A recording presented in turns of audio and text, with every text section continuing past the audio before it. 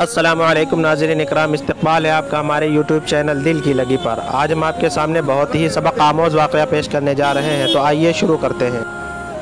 ایک مشہور مصنف نے اپنے مطالعے کے کمرے میں قلم اٹھایا اور کاغذ پر لکھا، گزشتہ سال میرا آپریشن ہوا اور پتا نکال دیا گیا۔ بڑھاپے میں ہونے والے اس آپریشن کی وجہ سے مجھے کئی ہفتے تک بستر پر رہنا پڑا۔ اسی سال میری عمر 60 سال کی ہو گئی اور مجھے اپنی پسندیدہ اور اہم ترین ملازمت سے سبکدوش ہونا پڑا۔ میں نے نشر و اشاعت کے اس ادارے میں اپنی زندگی کے 30 قیمتی سال گزارے تھے۔ اسی سال مجھے اپنے والد صاحب کی وفات کا صدمہ بھی اٹھانا پڑا۔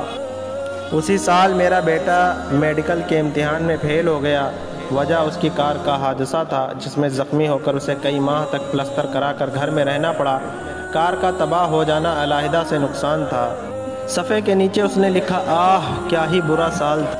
مصنف کی بیوی کمرے میں داخل ہوئی تو دیکھا اس کا خاوند غمزدہ چہرے کے ساتھ خاموش بیٹھا خلاؤں میں گھور رہا تھا۔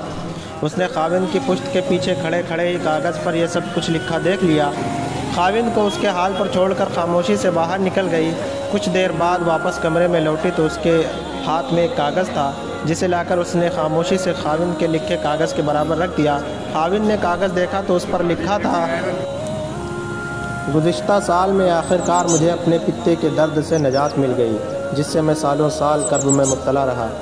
میں اپنی پوری صحت مندی اور سلامتی کے ساتھ 60 سال کا ہو گیا۔ سالوں کی ریاضت کے بعد مجھے اپنی ملازمت سے ریٹائرمنٹ ملی ہے، تو میں مکمل یکسوئی اور راحت کے ساتھ اپنا وقت کچھ بہتر لکھنے کے لیے استعمال کر سکوں گا۔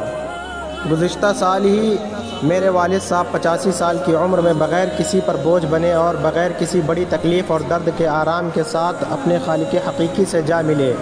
گزشتہ سال اللہ تبارک و تعالی نے میرے بیٹے کو ایک نئی زندگی عطا فرما دی، اور ایسے حادثے میں جس میں فولادی کار تباہ ہو گئی تھی، مگر میرا بیٹا بغیر کسی معذوری کے بچ کر اور زندہ سلامت رہا۔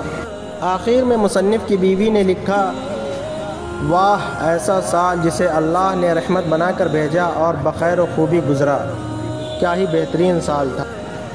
ملاحظہ کیجئے، بالکل وہی حوادث اور بالکل وہی احوال، لیکن ایک مختلف نقطۂ نظر سے۔ بالکل اسی طرح اگر جو کچھ ہو گزرا ہے اسے اس نقطۂ نظر سے دیکھا جائے جو اس کے برعکس ہوتا ہے، ہم اللہ تعالیٰ کی نعمتوں پر شاکر بن جائیں گے۔ اگر ہم بظاہر کچھ کھو بیٹھے اسے مثبت زاویے سے دیکھیں تو ہمیں جو کچھ عطا ہوا ہے وہ بہتر نظر آنا شروع ہو جائے گا۔